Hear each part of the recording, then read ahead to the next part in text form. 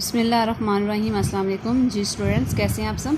तो आज हम जमात चहारम यानी चौथी जमात के जिस सबक की सरगर्मी का आगाज़ करने वाले हैं वो है जी मेरा शहर। आज हम मेरा शहर की सरगर्मी देखेंगे, जिसमें सबसे पहले सवालात हैं। सवाल नंबर 1 है, शक्कर के क्या मानी हैं। शक्कर के मानी हैं सख्त या शदीद गर्मी। सवाल नंबर 2 है, सखर शहर का नाम सखर कैसे पड़ा। सखर शहर का नाम जब अरबों ने सिंध फतह किया तो उन्होंने शदीद गर्म और सर्द मौसम का सामना किया और उसे शक्कर का नाम दिया और यही लफ्ज़ बिगड़ कर सखर पड़ गया। आगे सवाल नंबर 3 है, आपके ख़्याल में सखर को दरिया का तोहफ़ा क्यों कहा जाता है।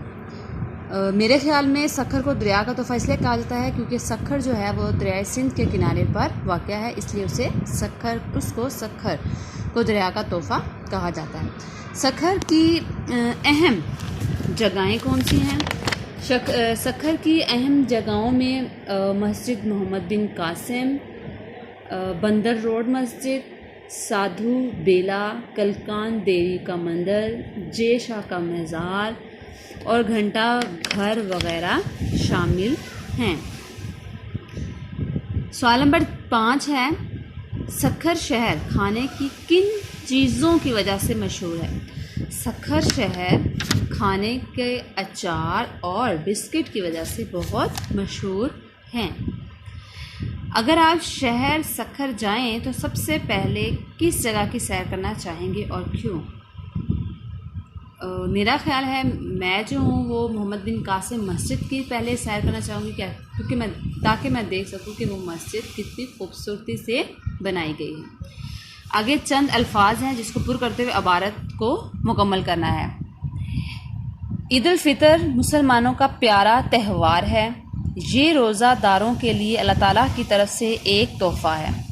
ईद की तैयारियां कई दिन पहले से शुरू कर दी जाती हैं। बाज़ारों में बहुत चहल पहल दिखाई देती है। दुकानों की रौनक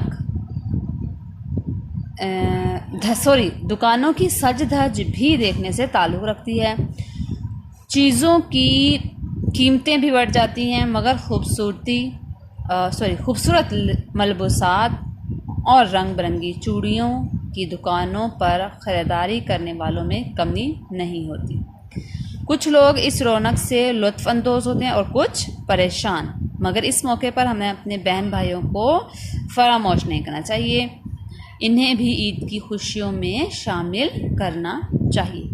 तो आपने इन सवालों को, इन खाली जगहों को अच्छी तरह से याद करना है, अपने रफ़ फोल्डर्स पर लिख के देखना है ताकि आपको ये ज़हन नशीन हो जाए।